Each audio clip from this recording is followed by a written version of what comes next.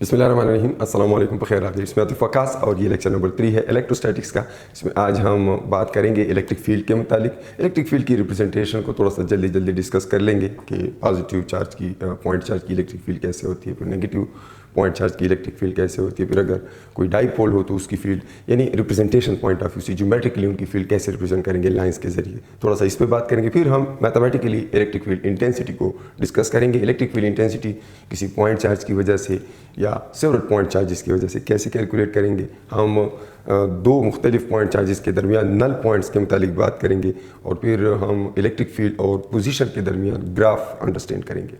मैं फ़िलहाल इस लेक्चर में सिर्फ पॉइंट चार्जेस के ऊपर बात करूंगा, या तो एक पॉइंट चार्ज हो या सेवरल पॉइंट चार्जेस हो।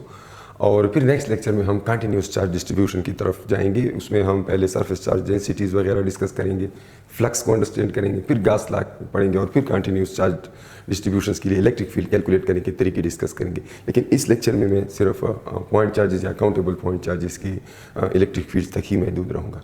मैं इलेक्ट्रिक फील्ड को डिफ़ाइन करता हूँ। वैसे तो आप जनरली इसको यूँ मान सकते हैं कि किसी पॉइंट चार्ज के अराउंड उसका एक रीजन होता है और उस रीजन में जब भी कोई दूसरा चार्ज आता है तो ये जिस चार्ज की हम फील्ड की बात कर रहे हैं, जिसको हमने सोर्स चार्ज मान लिया है, ये सोर्स चार्ज उस आने वाले चार्ज को, जिसको फिर हम टेस्ट चार्ज का नाम देते हैं, उसके ऊपर फोर्स लगाएगा। तो वो रीजन कि जिस रीजन में एक चार्ज बाकी चार्जेस को इन्फ्लुएंस कर सके, उनके साथ इंटरेक्ट कर सके, उनके ऊपर फोर्स लगा सके, वो इसकी इलेक्ट्रिक फील्ड कहलाती है। अब ये एक वैग सा कॉन्सेप्ट है। हम अगर जनरली इसकी बात करें ना कि एक फील्ड होता है तो ये फील्ड किस तरह होता है और इस फील्ड में जो है इसको मुख्तलिफ पॉइंट्स पर कैसे डिफ़ाइन करते हैं, इसके लिए फिर हम ज्योमेट्रिकल रिप्रेजेंटेशन करते हैं और ये ज्योमेट्रिकल रिप्रेजेंटेशन लाइंस के ज़रिए होती है। तो मैं डिफ़ाइन करूँ इलेक्ट्रिक फील्ड को। Electric field, so it is the region around a source charge। कोई सोर्स चार्ज है जिसकी हम फील्ड की बात कर रहे हैं, उसके अराउंड एक रीजन होता है in which it can exert electric force on any test charge. कोई सोर्स चार्ज है पॉजिटिव, फॉर एग्जांपल एक पॉजिटिव पॉइंट चार्ज है और उसके अराउंड हम कहते हैं कि एक रीजन होता है और उस रीजन में जब भी कोई दूसरा चार्ज आता है, लेट्स सपोज वो भी पॉजिटिव चार्ज है, और कन्वेंशनली टेस्ट करने के लिए जब भी हम कोई चार्ज लाएंगे, मैं उसका नाम Q0 लिख लेता हूँ और सोर्स चार्ज को मैं कैपिटल Q से ज़ाहिर करता हूँ, तो ये कोई पॉइंट चार्ज है। तो इस पॉइंट चार्ज की एक फील्ड है, एक रीजन है उसके गिर्द ये सारा, और इस रीजन के अंदर जब भी कोई दूसरा चार्ज आता है, टेस्ट चार्ज, तो ये उसके ऊपर फोर्स लगाता है। अब अगर ये पॉजिटिव है तो उसको रिपेल करेगा क्योंकि ये भी पॉजिटिव है, और अगर ये नेगेटिव है तो इसको अट्रैक्ट करेगा। लेकिन ये इंटरेक्शन तब होगी जब ये चार्ज इस फील्ड के अंदर आएगा। अब इस फील्ड की लिमिट क्या है और कहाँ तक होता है ये बाकी हम डिस्कस कर लेते हैं, लेकिन इतना कम से कम आपको पता हो कि हर चार्ज के अराउंड उसका अपना एक रीजन होता है जिसके अंदर ये बाकी चार्जेस के ऊपर फोर्स लगा सकता है, और उस रीजन को हम उसकी इलेक्ट्रिक फील्ड कहते हैं। ज्योमेट्रिकली उस रीजन को किस तरह रिप्रेजेंट किया जाता है, अगर तो बात हो रही है किसी पॉजिटिव चार्ज की, कोई पॉजिटिव पॉइंट चार्ज है, पॉजिटिव पॉइंट चार्ज, तो उसकी इलेक्ट्रिक फील्ड ऐसे होती है कि आउटवर्ड होती है, और वो इस तरह होती है लाइक ये एक पॉजिटिव चार्ज है, इधर भी इससे एक वेक्टर निकला है, इधर भी इससे एक वेक्टर निकला है, इधर भी इससे एक वेक्टर निकला है, मतलब हर डायरेक्शन में उससे फील्ड लाइंस बाहर निकलती हुई। ये अब ये मैंने थोड़ा सा इसको रफ बनाया होगा, लेकिन ये हर डायरेक्शन में होता है, इधर भी निकली होती है, उस साइड पे भी निकली होती है, तो ये स्फेरिकली किसी पॉइंट चार्ज से हर डायरेक्शन में फील्ड लाइंस निकली होती हैं अगर हम ज्योमेट्रिकली उस फील्ड लाइंस को रिप्रेजेंट करना चाहें। और ये है कि ये एक ज्योमेट्रिकल रिप्रेजेंटेशन है, फर्जी लाइनें हैं, वो फील्ड असल में क्या होती है वो इंटरेक्शंस से हमें पता चलता है। बहरहाल इस तरह की फील्ड मौजूद होती है। अगर तो मैं किसी पॉजिटिव चार्ज की बजाय कोई नेगेटिव चार्ज मानूँ, नेगेटिव टेस्ट चार्ज तो उसकी भी एक इसी तरह की फील्ड उसके गिर्द होती है, लेकिन उसको फिर यूँ रिप्रेजेंट किया जाता है कन्वेंशनली कि उसकी फील्ड लाइंस अंदर को आई हुई। तो मतलब ये है कि इलेक्ट्रिक फील्ड लाइंस जो है पॉजिटिव से इमर्ज होती हैं और नेगेटिव अगर उनको मिलता है तो उसमें टर्मिनेट होती है। लेकिन मज़े की बात यह है कि इलेक्ट्रिक फील्ड के अंदर मोनोपोल एग्जिस्ट करता है, मोनोपोल एग्जिस्ट्स। वजह यह है कि अगर कोई सिंगल पॉजिटिव चार्ज है तो वो एक मोनोपोल है, अकेला पोल है, उससे फील्ड लाइंस बाहर निकलती है। ज़रूरी नहीं है कि उसके लिए लाजमी तौर पे कोई नेगेटिव हो, और ये भी पॉसिबल है कि अकेला कोई नेगेटिव चार्ज हो तो उसकी एक फील्ड होती है, वो एक मोनोपोल की तरह काम करता है। आगे जाकर हम मैग्नेटिज्म पढ़ेंगे तो उसमें हम देखेंगे कि मैग्नेट्स में कोई मोनोपोल नहीं होता। मैग्नेट हमेशा डाईपोल होते हैं, नॉर्थ और साउथ दोनों मौजूद होते हैं, लेकिन इलेक्ट्रिक फील्ड में मोनोपोल जो है वो एग्जिस्ट करता है, मौजूद होता है। ये आपको याद होना चाहिए। फिर अगर तो ये तो अलग एक पॉजिटिव चार्ज पड़ा हुआ है और फिर ये अलग एक नेगेटिव चार्ज पड़ा हुआ है, तो इसकी फील्ड इस तरह होती है। अगर मैं इन दोनों को आमने सामने रखता हूँ और ये एक दूसरे के साथ इंटरेक्ट करें तब उनकी फील्ड कैसे होगी। तो अगर इस तरह की सिचुएशन हो तो इसको हम एक डाईपोल कहेंगे। डाईपोल में ये होता है कि एक पॉजिटिव होता है और एक नेगेटिव होता है। मैंने डिस्टेंस थोड़ा सा ज़्यादा इनके दरमियान कर लिया, इतना ज़्यादा नहीं होता, लेकिन बहरहाल ताकि आपको वाज़ेह तौर पे नज़र आ सके। अब इस पॉजिटिव से फील्ड लाइंस निकलती हैं, इसकी अपनी एक फील्ड होती है, लेकिन उस नेगेटिव की भी अपनी एक फील्ड है और उसमें फील्ड लाइंस इंटर होती हैं। तो हम यूँ ये फील्ड लाइंस दोनों की कंबाइन रिप्रेजेंट कर सकते हैं, मतलब एक से इमर्ज हुई है, दूसरे में टर्मिनेट हुई है, provided that they are in close proximity, वो एक दूसरे के करीब है। तो ये इनकी फील्ड लाइंस ऐसे ऐसे और फिर ये इस तरह, और इसमें कहीं से आई हुई इस तरह। अगर कोई डाईपोल हो तो उसकी इलेक्ट्रिक फील्ड को हम यूँ रिप्रेजेंट करेंगे, ये पॉजिटिव से इमर्ज होती हैं और नेगेटिव में टर्मिनेट होती हैं फील्ड लाइंस। ये इलेक्ट्रिक फील्ड लाइंस है। और फिर अगर आप बिल्कुल मिडिल में देखें, मिडिल में, तो मिडिल में ये होता है, यहाँ पर इलेक्ट्रिक फील्ड की मैथमेटिकल फॉर्मूलेशन भी हम देखेंगे, लेकिन यहाँ से आप एक चीज़ देख सकते हैं कि बिल्कुल मिडिल पे अगर तो ये एक डाईपोल है, डाईपोल में इसका चार्ज और इसका चार्ज मैग्नीट्यूड में बराबर होते हैं, सिर्फ साइन उनका अपोजिट होता है। तो इस तरह के केस में बिल्कुल सेंटर में आप देख लेंगे इसकी फील्ड और इसकी फील्ड, ये दोनों फील्ड आपस में ऐड हो रही हैं, तो दोनों की इलेक्ट्रिक फील्ड आपस में ऐड होती नज़र आ रही हैं। मैं यही चीज़ें मैथमेटिकली भी दिखाऊंगा, लेकिन यहाँ पर ये बात आप नोटिस कर सकते हैं। लेकिन अगर मैं दोनों को पॉजिटिव कर लूँ, मतलब एक डाईपोल ना हो और ये भी पॉजिटिव हो, ये भी पॉजिटिव हो, और दोनों को एक दूसरे के करीब रखूँ, या दोनों नेगेटिव हो, तब सिचुएशन क्या होगी ये भी ज़रा देख लेते हैं। एक पॉजिटिव है, दूसरा भी पॉजिटिव है, ठीक है। अब ये एक डाईपोल नहीं है, लेकिन 2 पॉइंट चार्जेस हैं और किसी फासले पे एक दूसरे से पड़ी हैं।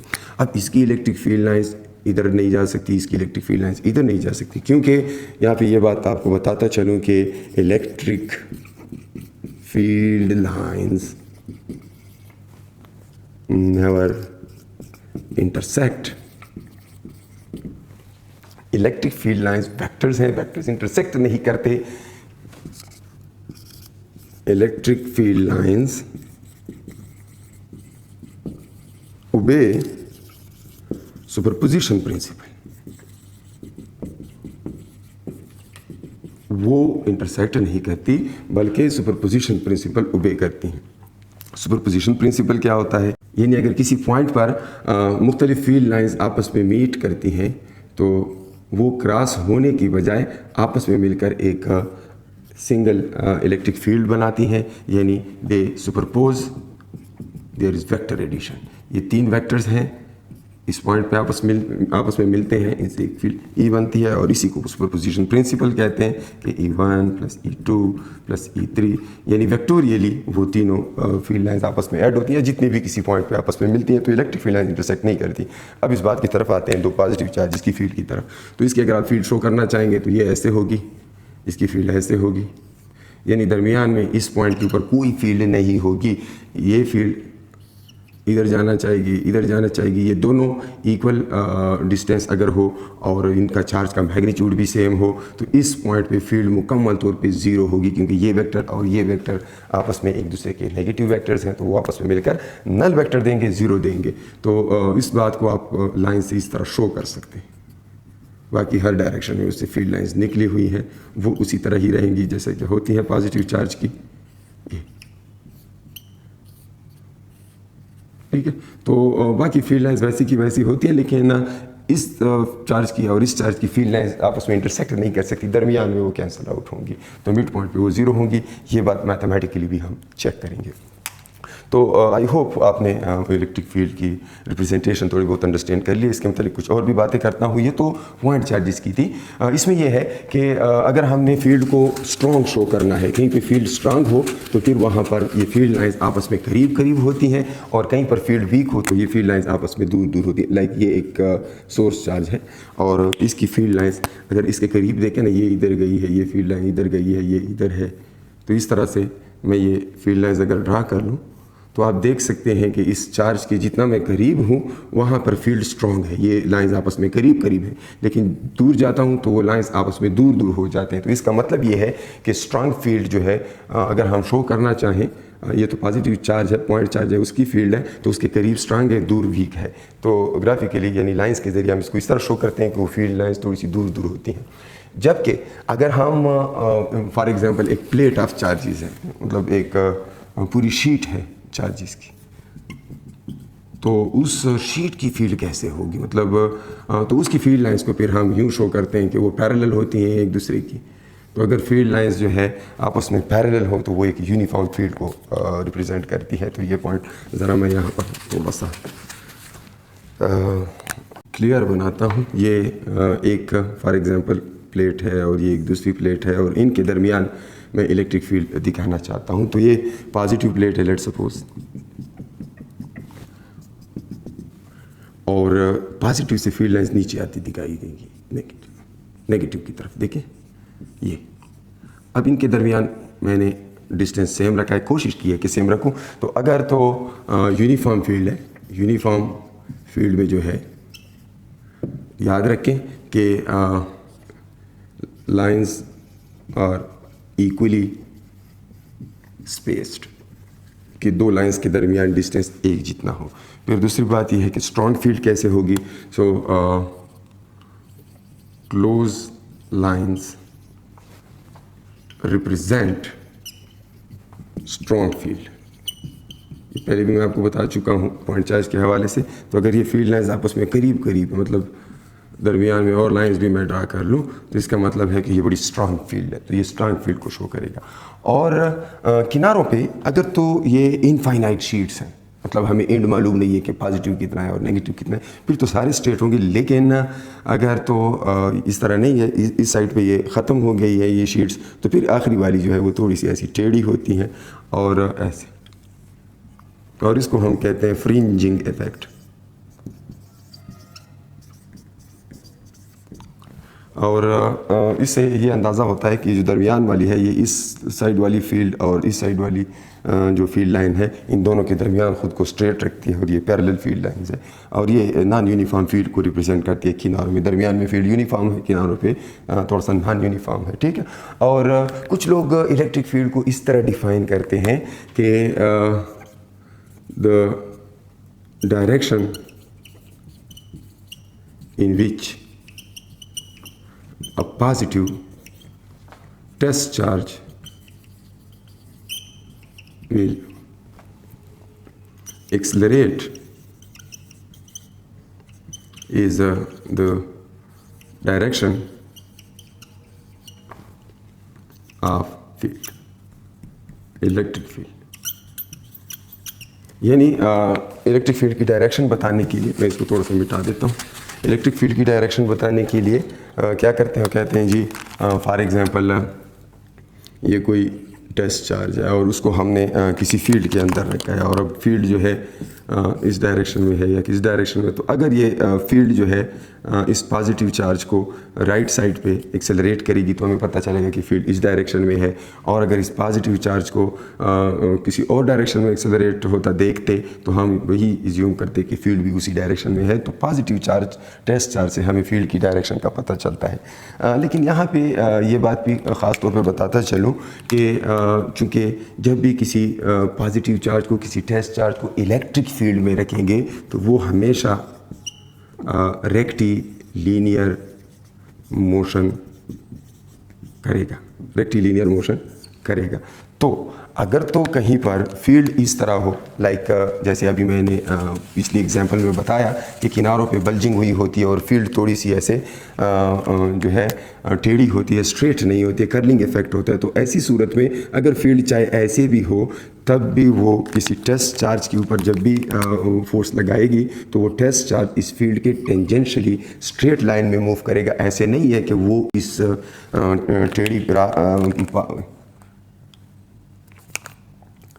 टेढ़ी फील्ड लाइंस के अलॉन्ग जाएगा, ये ऐसे साथ नहीं जाएगा, बल्कि ये हमेशा रेक्टिलिनियर मोशन करेगा। तो आपको पता होना चाहिए कि जब भी कोई टेस्ट चार्ज इलेक्ट्रिक फील्ड के अंदर रखेंगे वो रेक्टिलिनियर मोशन करेगा। मैथमेटिकल फॉर्म कुछ देर में डिस्कस करते हैं उस एक्सेलरेशन के लिए कि वो क्या होगा।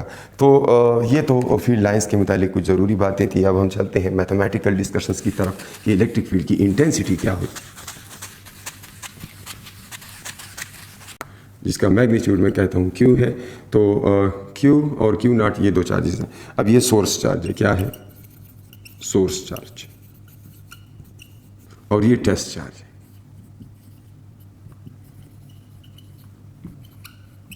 टेस्ट चार्ज के ऊपर कितनी फोर्स लग रही है ये देखेंगे, E is F divided by Q not. F इस सोर्स चार्ज की वजह से लग रहा है, किसके ऊपर, इस टेस्ट चार्ज के ऊपर। इसी को इलेक्ट्रिक फील्ड इंटेंसिटी कहते हैं, इस पॉइंट के ऊपर। अब ये पॉइंट कितना दूर है, R फासले पे, फॉर एग्जांपल इस डिस्टेंस को मैं R कहता हूँ। तो इसका मैथमेटिकल फॉर्म देखने के लिए कि जी R के साथ किस तरह रिलेटेड है और किन किन चीज़ों के ऊपर डिपेंड करता है। यहाँ पर तो फार्मूला में नज़र आ रहा है कि जी Q नॉट भी मौजूद है, लेकिन क्या ये Q नॉट या टेस्ट चार्ज की वैल्यू पे डिपेंड करता है या नहीं। तो ये सारी चीज़ें देखने के लिए इसको हम फर्दर मैथमेटिकली डील करते हैं। लेकिन पहले इसकी यूनिट्स ज़रा मैं बता दूँ, क्योंकि यहाँ से साफ ज़ाहिर है कि यूनिट्स जो है SI यूनिट इसका न्यूटन पर कूलम है, न्यूटन पर कूलम। और भी यूनिट्स है, वोल्ट पर मीटर है, और वोल्ट की जगह जाउल पर कूलम लिख सकते हैं, सो जाउल पर कूलम मीटर ये भी हो सकता है। लेकिन ये बाकी यूनिट्स जब हम पोटेंशियल्स डिस्कस कर लेंगे और पोटेंशियल और इलेक्ट्रिक फील्ड को आपस में रिलेट करेंगे तो ये यूनिट्स उधर मजीद डिटेल से देखेंगे। फिलहाल यहाँ से आपको न्यूटन पर कूलम नज़र आ रहा है, that is the unit of electric field intensity. और ये मैंने फिलहाल स्केलर फॉर्म में लिखा है, आगे इसका वेक्टर फॉर्म भी डिस्कस करते हैं, बिकॉज फोर्स वेक्टर है तो इलेक्ट्रिक फील्ड भी एक वेक्टर ही है। पॉइंट चार्ज के लिए, फॉर पॉइंट चार्ज, जब सोर्स चार्ज कोई पॉइंट चार्ज हो तो ऐसी सूरत में हम देखते हैं, जैसे इस केस में E is equal to F की जगह मैं कूलम ला के इसको यूज़ करके वो फोर्स लिखूंगा Q और Q नॉट के दरमियान, and that is Q not divided by R square, और डिनोमिनेटर में Q नॉट है, उसी तरह लिखूंगा तो Q नॉट और Q नॉट आपस में कैंसिल आउट कर लेंगे एंड इलेक्ट्रिक फील्ड की वैल्यू आ जाएगी KQ divided by R square. Now, magnitude of electric field can be calculated using this simple mathematical expression. And now इसमें आपको नज़र आ रहा है K मौजूद है, तो आप देख सकते हैं इलेक्ट्रिक फील्ड चार्ज के साथ डायरेक्टली रिलेटेड है, लेकिन ये चार्ज सोर्स चार्ज है, टेस्ट चार्ज पे डिपेंड ही नहीं करता। आप देख सकते हैं इस फार्मूला में कोई टेस्ट चार्ज मौजूद नहीं है। और दूसरी बात ये है, अगर हम चार्ज को ज़्यादा कर लेते हैं इलेक्ट्रिक फील्ड स्ट्रांग होगी, चार्ज कम होगा इलेक्ट्रिक फील्ड वीक होगी। तो चार्ज के साथ लीनियर रिलेशन में, ऊपर पावर 1 है, लीनियर रिलेशन है, एक डबल होता है दूसरा भी डबल होगा, कोई मुश्किल काम नहीं है। अगर इस पर क्वेश्चन आए भी तब आप आसानी से कर सकते हैं। लेकिन अगर आप देखें दूसरी चीज़ें भी यहाँ पर मौजूद है, K है, तो K तो जनरली एक कॉन्स्टेंट है, लेकिन ये वैक्यूम के लिए मैंने इसको इस तरह लिखा है। अगर तो कोई और मीडियम हो तो फिर आपने K के नीचे एप्सिलॉन R भी लिखना है, K divided by epsilon R लिखना है। K आपको लास्ट लेक्चर में बता चुका हूँ, that is 4 pi epsilon naught, that is 9 × 10⁻⁹ newton metre square पर कूलम स्क्वायर। लेकिन जब इसके नीचे एप्सिलॉन R आएगा, एप्सिलॉन R उस पर्टिकुलर मीडियम के लिए होगा जिस मीडियम में वो चार्ज पड़ा है, तो ये सूरत हाल हो जाएगी। साथ में Q/R स्क्वायर अब भी उसी तरह ही मौजूद होगा। तो चार्ज के लिहाज से उसमें चेंजेस आप देख रहे हैं, मीडियम के साथ वो वीक पड़ जाएगा। अगर हम मीडियम रखेंगे तो इलेक्ट्रिक फील्ड कमज़ोर हो जाएगी। और इसके लिए जब हम इलेक्ट्रिक पोलराइजेशन पढ़ लेंगे वहाँ पे आपको बता दूंगा कि जी डाई इलेक्ट्रिक रखने से वो फील्ड को पोलराइज करने में उसकी फील्ड पोलराइज हो जाती है अपोजिट डायरेक्शन में, और एक और फील्ड डेवलप हो जाती है और वो फील्ड इस मेन फील्ड को वीक कर देती है। उसके मुताबिक पोलराइजेशन में बात करेंगे जब हम कैपेसिटर्स वगैरह पढ़ लें। लेकिन एक तीसरी चीज़ यहाँ पे मौजूद है, एंड दैट इज़ R। तो R के साथ ये फील्ड इन्वर्सली रिलेटेड, बल्कि ये इन्वर्स स्क्वायर लॉ को ओबे करता है। लास्ट लेक्चर में थोड़ा सा मैंने इसके ऊपर बात की थी कि इन्वर्स स्क्वायर लॉ क्या होता है। भाई अगर आप इलेक्ट्रिक फील्ड इंटेंसिटी और R के दरमियान ग्राफ देखें तो ग्राफ आपको डायरेक्ट जो शेप आपको नज़र आएगी, that is inverse square law. And इसमें ये होता है कि अगर हम किसी पॉइंट चार्ज से किसी 1 मीटर के फासले पे, फॉर एग्जांपल 1 मीटर के फासले पे इलेक्ट्रिक फील्ड 100 है, लेकिन अगर हम 2 मीटर पे चेक करें तो इलेक्ट्रिक फील्ड कम हो गई होगी। वो तो पहले भी हमने बात की कितनी कम हो गई होगी, 1 से 2 मीटर हो गया, अब डिस्टेंस डबल हुआ, लेकिन इलेक्ट्रिक फील्ड 4 गुना कम हो जाएगी, वो 100 से 25 हो जाएगी। तो इस तरह के रिलेशनशिप को हम इन्वर्स स्क्वायर लॉ के ज़रिए से एक्सप्लेन करते हैं। यानी ये इन्वर्स स्क्वायर है, 1/r² है और ये इलेक्ट्रिक फील्ड है, तो इनके दरमियान रिलेशन यूँ है। मैं ग्राफ बना लेता हूँ, थोड़ा सा आपको मज़ीद क्लियर हो जाएगा। पॉइंट चार्ज के लिए ग्राफ यूँ होगा। फॉर एग्जांपल ये 0 है, ये r है, ये इलेक्ट्रिक फील्ड है। इलेक्ट्रिक फील्ड न्यूटन पर कूलम में, r मीटर्स में, ये आपको पता है। अब initially let suppose electric field E है और वो बिल्कुल चार्ज के ऊपर ही मैंने इज्यूम कर लिया है। अगर तो वो पॉइंट चार्ज है तो बस उसका कोई साइज़ नहीं है, तो ये इधर ही आप पॉइंट लिख सकते हैं। अदरवाइज़ अगर कोई रियल ऑब्जेक्ट होगा तो उसका कुछ ना कुछ साइज़ होगा, तो आपने अकॉर्डिंगली वहाँ से ग्राफ शुरू करना है। लेकिन इलेक्ट्रिक फील्ड इंटेंसिटी मैक्सिमम है।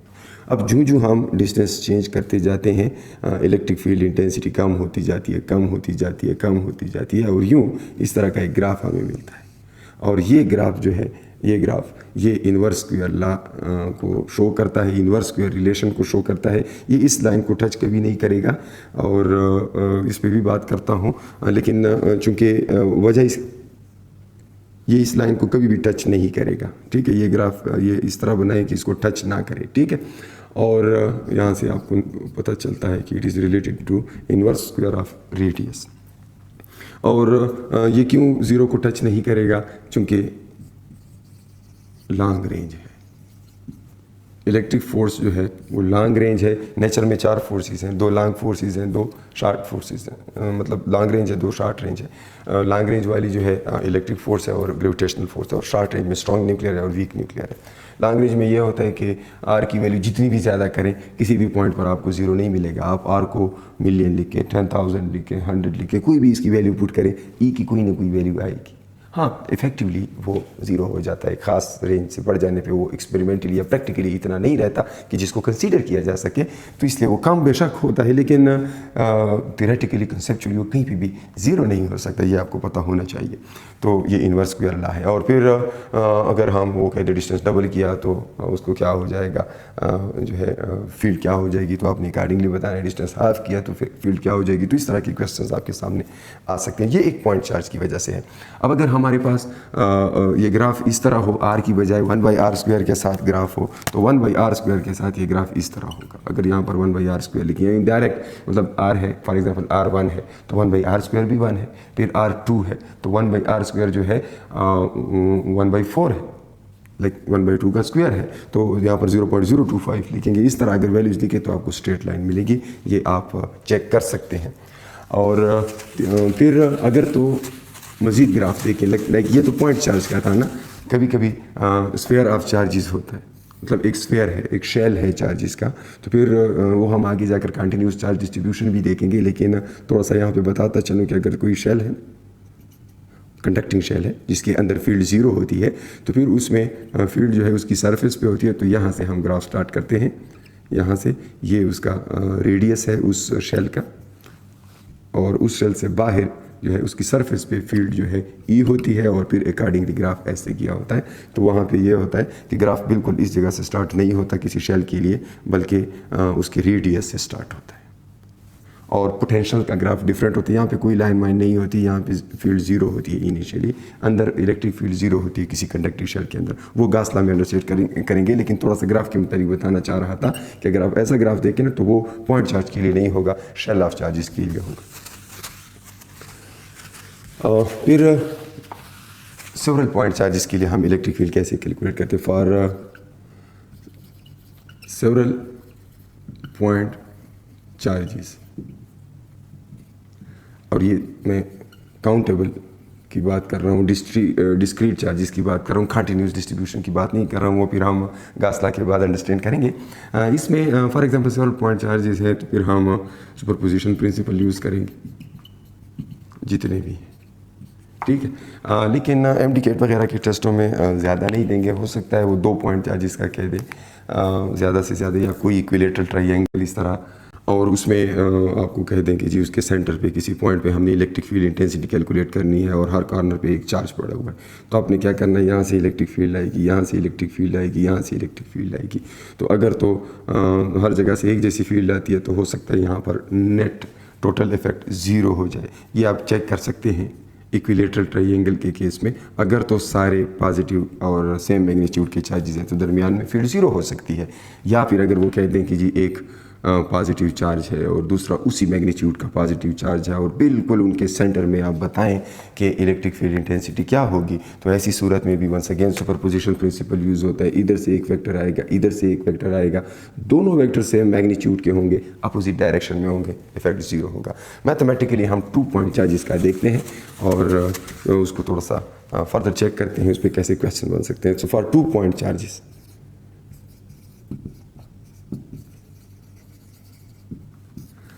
2 पॉइंट चार्जेस हैं, दोनों पॉजिटिव हैं। पहले में दोनों पॉजिटिव, पहला केस है सिमिलर एंड इक्वल मैग्नीट्यूड,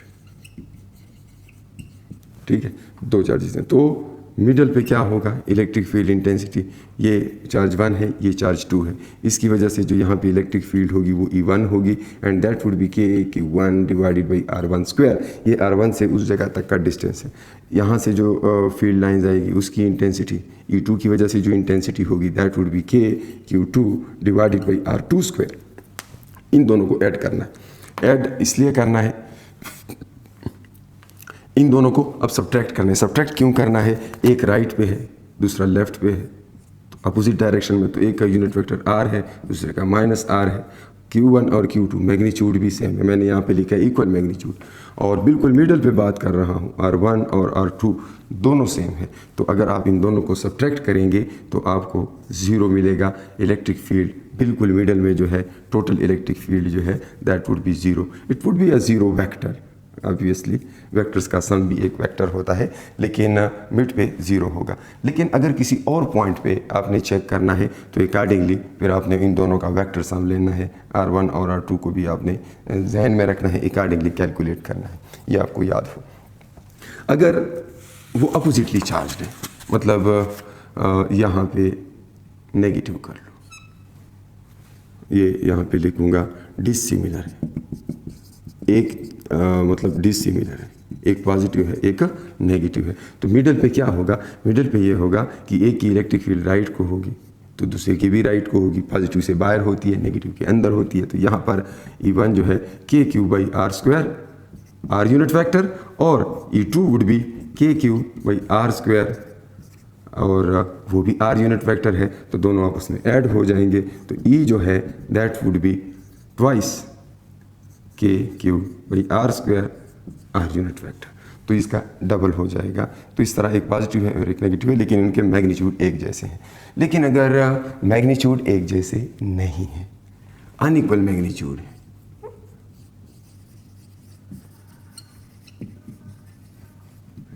तो अगर आपको नल पॉइंट ढूंढना है अनइक्वल मैग्नीट्यूड में, पहले मैं लिख लूँ सिमिलर के लिए, तो वो क्या होगा,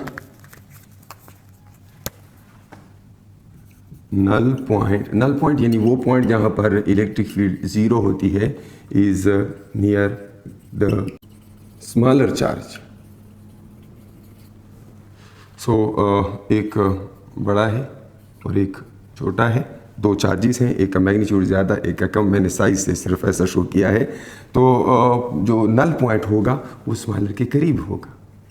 कहाँ पे होगा, स्मॉलर के करीब होगा, लार्जर से दूर होगा। लेकिन उसकी दोनों से उसका डिस्टेंस क्या होगा, ये देखने के लिए अगर मैं दोनों के दरमियान का डिस्टेंस R मान लूँ और स्मॉलर से उसका डिस्टेंस X मान लूँ, तो फिर एक से उसका डिस्टेंस जो है नल पॉइंट का E=0।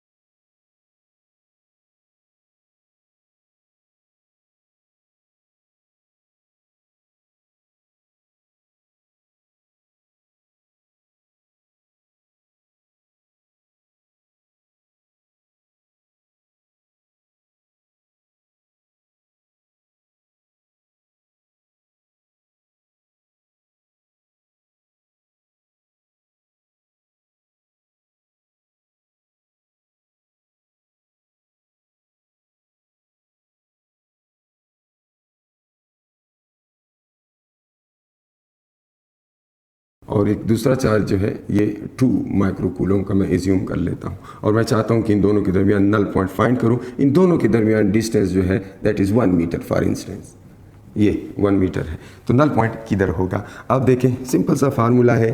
मैं कहता हूँ कि नल पॉइंट जो है पहले से डिस्टेंस x पे है, तो दूसरे से फ़ौरन 1 माइनस एक्स पे हो जाएगा बिकॉज r इज़ 1। सो आप इस फार्मूला में वैल्यूज़ पुट कर लें, 8 divided by 2 and that is equal to 1 minus x divided by x. यहाँ से 8 बाई 2 से 4 आता है और 4 का स्क्वायर रूट 2 आता है। So 2 is equal to 1 minus x divided by x. Cross multiplication करें तो 2x is equal to 1 minus x and then if you can see x इधर आ जाएगा, 2x is equal to plus x that is equal to 1 and x plus x क्या हो जाता है, यहाँ से 3x आ जाएगा that is 1 and x is equal to 1 by 3। So 1/3 of the distance पे जो है ये जो फासला है यहाँ से यहाँ तक, ये तकरीबन 33 सेंटीमीटर्स होगा। क्योंकि पूरा 1 मीटर है तो यहाँ तक 33 सेंटीमीटर है, और इससे 66 पॉइंट समथिंग, इससे 66.6 होगा और इससे 33.3 होगा। ये तो इस पर्टिकुलर क्वेश्चन में ये वैल्यूज़ आपके साथ आ गई हैं। अगर वो कोई और वैल्यूज़ दे दे तो आप अकॉर्डिंगली उस हिसाब से कैलकुलेट करेंगे। तो इस तरह से हम चेक करते हैं कि 2 पॉइंट्स के दरमियान क्या होगा, इलेक्ट्रिक फील्ड कहाँ पर ज़ीरो होगी 2 पॉइंट चार्जेस के दरमियान। ये अगर एक पॉजिटिव है और एक नेगेटिव है, अगर इस तरह की सिचुएशन है तो फिर उसमें डिसिमिलर है for dissimilar charges of unequal magnitude. अगर आप चेक कर लें तो फिर उसके लिए null point is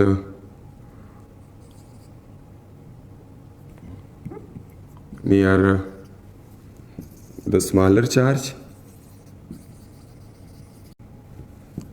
on outer side along the line joining the charges। यानी एक चार्ज इधर है, एक चार्ज इधर है, मैग्नीट्यूड भी सेम नहीं है और जो है साइन भी सेम नहीं है, तो ये स्मॉलर है। तो स्मॉलर चार्ज के करीब आउटसाइड उस लाइन के ऊपर नल पॉइंट होगा। ठीक है, तो ये हम जो है इस तरह से अंडरस्टैंड कर सकते हैं बिकॉज इसकी इलेक्ट्रिक फील्ड इस डायरेक्शन में होगी और इसकी इलेक्ट्रिक फील्ड जो है इस डायरेक्शन में होगी। तो अगर ये करीब है तो हो सकता है इसकी फील्ड स्ट्रांग हो, ठीक है, और इससे दूर है तो इसकी फील्ड थोड़ी सी वीक होगी। तो अकॉर्डिंगली यहाँ पर आपको नल पॉइंट मिलेगा। लेकिन डायरेक्ट कैसे बताएंगे? स्मॉलर चार्ज अगर डिसिमिलर है तो स्मॉलर चार्ज के आउटर साइड पे होगा नल पॉइंट, और अगर सिमिलर है तो स्मॉलर चार्ज के करीब होगा, इनसाइड होगा। इंशाल्लाह नेक्स्ट लेक्चर में हम कंटिन्यूस चार्ज डिस्ट्रीब्यूशन के ऊपर बात करेंगे। तब तक के लिए अपना बहुत सारा ख्याल रखिए। दा अल्लाह पामान।